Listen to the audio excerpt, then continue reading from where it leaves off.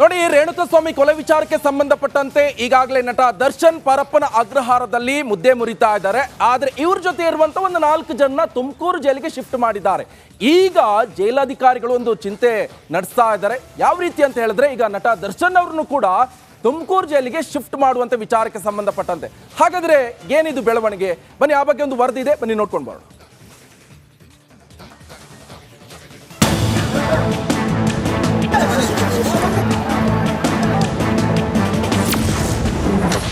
ಪರಪ್ಪನ ಅಗ್ರಹಾರದಲ್ಲಿ ದರ್ಶನ್ ಕಂಗಾಲು.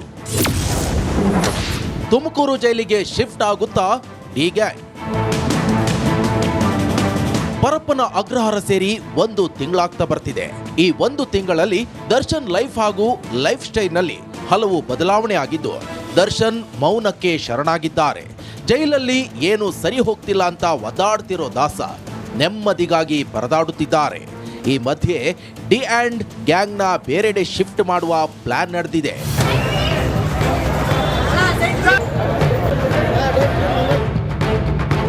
ಪರಪ್ಪನ ಅಗ್ರಹಾರ ಜೈಲಿನಲ್ಲಿ ಮುದ್ದೆ ಮುರಿಯುತ್ತಿರುವ ದರ್ಶನ್ ಶೀಘ್ರದಲ್ಲೇ ತುಮಕೂರು ಜೈಲಿಗೆ ಶಿಫ್ಟ್ ಆಗಲಿದ್ದಾರೆ ಎಂಬ ಮಾತು ಕೇಳಿ ಬರ್ತಿದೆ.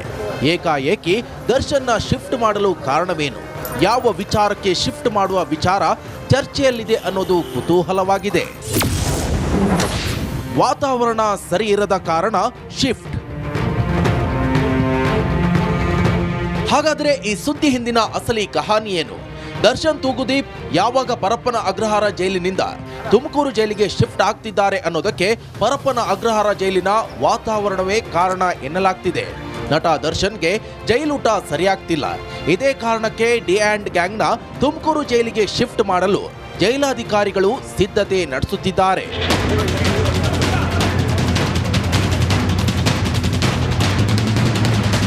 ದರ್ಶನ್ ಆರೋಗ್ಯದಲ್ಲಿ ಹಲವು ಬದಲಾವಣೆಯಾಗಿದ್ದು, ತೂಕ ಕೂಡ ಕಡಿಮೆಯಾಗಿದೆ. ಹೀಗಾಗಿ ಪರಪ್ಪನ ಅಗ್ರಹಾರದಲ್ಲಿನ ವಾತಾವರಣ ದರ್ಶನ್ ಮೇಲೆ ಹೆಚ್ಚು ಪರಿಣಾಮಕಾರಿಯಾಗುತ್ತೆ ಅನ್ನೋ ಸಂಶಯದ ಮೇರೆಗೆ ತುಮಕೂರು ಜೈಲಿಗೆ ಶಿಫ್ಟ್ ಮಾಡಲು ಅಧಿಕಾರಿಗಳು ಪ್ಲಾನ್ ಮಾಡಿದ್ದಾರೆ. ಆದರೆ ಈ ಬಗ್ಗೆ ಜೈಲು ಅಧಿಕಾರಿಗಳಿಂದ ಯಾವುದೇ ಅಧಿಕೃತ ಮಾಹಿತಿ ಹೊರಬಿದ್ದಿಲ್ಲ. ನಾಳೆ ಅಥವಾ ನಾಡಿದ್ದು ಒಳಗೆ ಶಿಫ್ಟ್ ಆಗುವ ಸಾಧ್ಯತೆ ಇದೆ. ಇನ್ನು ದರ್ಶನ್ ವಿರುದ್ಧ ಪವಿತ್ರ ಗೌಡ ಹೇಳಿಕೆಗಳನ್ನ ನೀಡುತ್ತಿದ್ದಾರೆ. ಎಲ್ಲ ಕಾರಣಕ್ಕೆ ಇದೀಗ ನಟ ದರ್ಶನ್ ಅವರು ಜೈಲಿನಿಂದ ರಿಲೀಸ್ ಆಗಿ ಹೊರಗೆ ಬರುವುದು ಕಷ್ಟದ ಸಂಗತಿ ಎಂಬ ಅಭಿಪ್ರಾಯ ಕೂಡ ಕೇಳಿಬರುತ್ತಿದೆ. Bureau report, Republic Kannada. ಇನ್ನು ಪರಪ್ಪನ ಅಗ್ರಹಾರ ಜೈಲಿನಿಂದ ನಟ ದರ್ಶನ್ ಅವರನ್ನ ತುಮಕೂರಿಗೆ ಶಿಫ್ಟ್ ಮಾಡೋದು ಅಷ್ಟು ಸುಲಭದ ಮಾತಾ ಅಲ್ಲ. ಯಾಕಂತ ಹೇಳಿದ್ರೆ ಹಲವು ಕಾರಣಗಳಿರುತ್ತೆ. ಬಹಳ ಪ್ರಮುಖವಾಗಿ ತುಮಕೂರು ಜೈಲಿಗೆ ದರ್ಶನ್ ಅಷ್ಟು ಸುಲಭವಲ್ಲ. ಪರಪ್ಪನ ಅಗ್ರಹಾರದಷ್ಟು ಈ ಜೈಲಲ್ಲಿ ಅಂತ ಹೇಳಿದ್ರೆ ತುಮಕೂರು ಜೈಲಲ್ಲಿ ಭದ್ರತೆ ವ್ಯವಸ್ಥೆ ಇಲ್ಲ.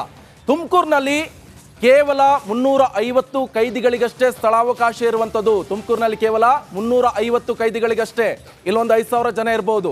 ಹೇಳಿ ಕೇಳಿ ಸ್ಯಾಂಡಲ್ವುಡ್ ಸ್ಟಾರ್ ಆಗಿರುವಂತ ದರ್ಶನ್, ಸೊ ಭದ್ರತೆ ದೃಷ್ಟಿಯಲ್ಲೂ ಕೂಡ ಪೊಲೀಸರದ್ದೇ ಚಿಂತೆ ಆಗತ್ತೆ. ಒಂದ್ ವೇಳೆ ಆರೋಗ್ಯ ಕೆಟ್ಟರೆ ಬೆಂಗಳೂರಿಗೆ ಬರಬೇಕಾಗತ್ತೆ. ತುಮಕೂರಲ್ಲಿ ಅಷ್ಟು ವ್ಯವಸ್ಥೆ ಇದೆಯಾ? ಹಾಸ್ಪಿಟಲಿಟಿ ಅಷ್ಟು ವ್ಯವಸ್ಥೆ ಇದೆಯಾ? ಇಲ್ಲ. ಬೆಂಗಳೂರಿಗೆ ಬರಬೇಕಾಗತ್ತೆ.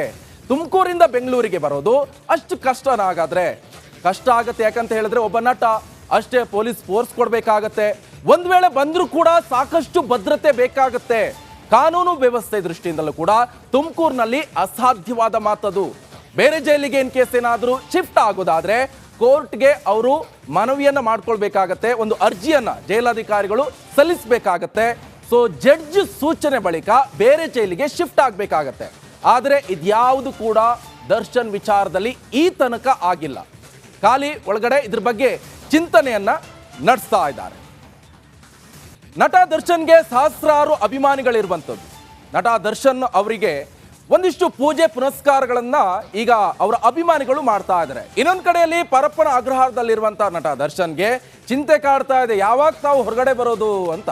ಆದ್ರೆ ಹೊರಗಡೆ ಇರುವಂತ ಅಭಿಮಾನಿಗಳು ಆದಷ್ಟು ಬೇಗ ತನ್ನ ನೆಚ್ಚಿನ ನಟ ಹೊರಗಡೆ ಬರಲಿ ಅನ್ನುವಂಥ ನಿಟ್ಟಿನಲ್ಲಿ ಪೂಜೆ ಪುನಸ್ಕಾರದಲ್ಲಿ ತೊಡಗಿದ್ದಾರೆ. ಹಾಗಾದ್ರೆ ಎಲ್ಲೆಲ್ಲಿ ಪೂಜೆ ಪುನಸ್ಕಾರವನ್ನ ಮಾಡ್ತಾ ಇದ್ದಾರೆ, ಯಾವ್ಯಾವ ಅಪ್ಪಟ ಅಭಿಮಾನಿಗಳು? ಹಾಗಾದ್ರೆ ಬನ್ನಿ, ಆ ಬಗ್ಗೆ ಒಂದು ವರದಿ ಇದೆ, ನೋಡ್ಕೊಂಡು ಬರೋಣ.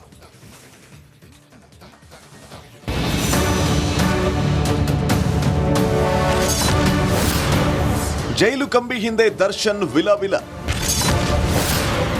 ನೆಚ್ಚಿನ ಸಾರಥಿಗಾಗಿ ಅಭಿಮಾನಿಗಳ ಪೂಜೆ.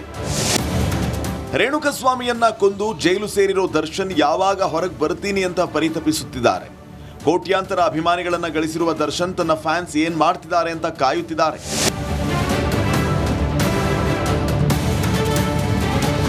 ಹೀಗಿರುವಾಗ ದರ್ಶನ್ ಕೂಡಲೇ ಬಿಡುಗಡೆ ಆಗಬೇಕು ಅಂತ ಅಭಿಮಾನಿಗಳು ಪೂಜೆ ಪುನಸ್ಕಾರದಲ್ಲಿ ತೊಡಗಿದ್ದಾರೆ. ಈ ನಡುವೆ ಚಾಮುಂಡಿ ಬೆಟ್ಟದಲ್ಲಿ ದರ್ಶನ್ ಫ್ಯಾನ್ಸ್ ವಿಶೇಷ ಪೂಜೆಯನ್ನ ಸಲ್ಲಿಸಿದ್ದಾರೆ.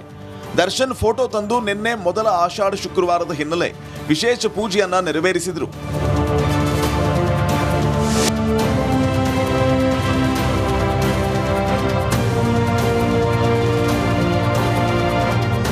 ದರ್ಶನ್ ಫೋಟೋ ಸಮೇತ ಬಂದ ಅಭಿಮಾನಿಗಳು ನಾಡದೇವಿಯ ಬಳಿ ಇಟ್ಟು ಪೂಜೆ ಮಾಡಿಸೋದಕ್ಕೆ ಮುಂದಾಗಿದ್ರು. ಆದರೆ ಪೊಲೀಸರು ಇದನ್ನು ನಿರಾಕರಿಸಿ ತಡೆದಿದ್ದಾರೆ. ದೇವಸ್ಥಾನದ ಒಳಗೆ ದರ್ಶನ್ ಫೋಟೋ ತೆಗೆದುಕೊಂಡು ಹೋಗೋದಕ್ಕೆ ತಡೆ ಹಿಡಿದಿದ್ದಾರೆ. ಈ ವೇಳೆ ಅಭಿಮಾನಿಗಳು ಹಾಗೂ ಪೊಲೀಸರ ನಡುವೆ ವಾಗ್ವಾದ ನಡೆಯಿತು.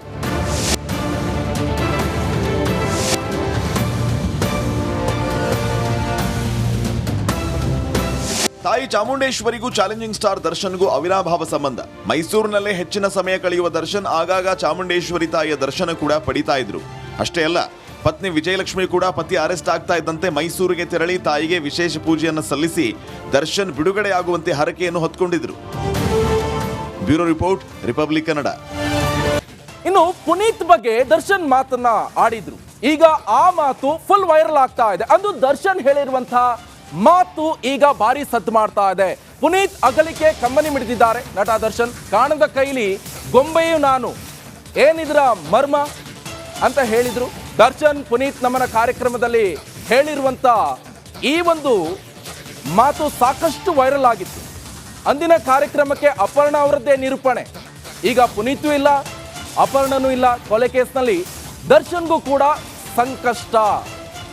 ಇವೆಲ್ಲವೂ ಕೂಡ ಒಟ್ಟೊಟ್ಟಿಗೆ ಬಂದಿರುವಂಥದ್ದು ನೋಡಿ. ಪುನೀತ್ ಬಗ್ಗೆ ದರ್ಶನ್ ಆಡಿರುವಂತಹ ಮಾತು ಸಾಕಷ್ಟು ವೈರಲ್ ಕೂಡ ಆಗಿತ್ತು. ಬನ್ನಿ ಹಾಗಾದ್ರೆ ನೋಡ್ಕೊಂಡು ಬರೋಣ. ನಮ್ಮೊಡನೆ ಅಪ್ಪು ನಮ್ಮೆಲ್ಲರನ್ನ ಕಾಣುತ್ತಿದ್ದಾರೆ ಅನ್ನುವಂಥ ಮಾತು.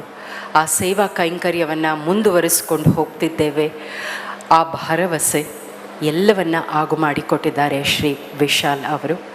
ಬಂಧುಗಳೇ, ಇಲ್ಲಿ ಮಾತನಾಡ್ತಿರೋದು ಹೃದಯ, ಇಲ್ಲಿ ಮಾತನಾಡ್ತಿರೋದು ಮಾತುಗಳ ನಡುವಣ ಮೌನ. ಆ ಎಲ್ಲದರ ಹಿಂದಿನ ಹೆಸರು ಒಂದೇ, ಅಪ್ಪು ಸರ್, ಪುನೀತ್ ರಾಜ್ಕುಮಾರ್. ಅವರಿಗೀಗ ನಮನ ಶ್ರೀ ದರ್ಶನ್ ಅವರಿಂದ. ನಾಗೇಂದ್ರ ಪ್ರಸಾದ್ ಒಂದು ಸಿನಿಮಾದಲ್ಲಿ ಒಂದು ಸಾಂಗ್ ಬರೆದಿದ್ರು. 11 ದಿನದಿಂದ ತುಂಬಾ ತಲೆಯಲ್ಲಿ ಓಡ್ತಾ ಇದೆ. ಕಾಣದ ಕೈಯಲ್ಲಿ ಗೊಂಬೆಯು ನೀನು, ಕಾಲದೆದುರಲ್ಲಿ ಕುರುಡನು ನೀನು, ಅರ್ಥವೇ ಆಗದ ಜಗದಲ್ಲಿ ಅರ್ಥವ ಹುಡುಕಿದೆ ನೀನಿಲ್ಲಿ, ಗೀಚಿದ ಬ್ರಹ್ಮ ಗೀಚುವ ಮುಂಚೆ ಯೋಚಿಸಲೇ ಇಲ್ಲ, ಹಣೆಯ ಮೇಲೆ ಕೆತ್ತಿದ್ದ ಮೇಲೆ ತಿದ್ದೋರು ಯಾರಿಲ್ಲ.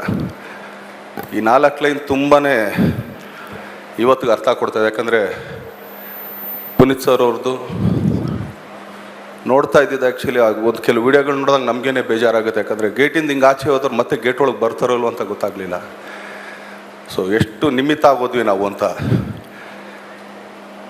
ಇದನ್ನು ನಾವು ಇದೀವೋ ಇಲ್ವೋ ಅಂತಲೂ ಯೋಚನೆ ಮಾಡೋಕ್ಕಾಗಲ್ಲ.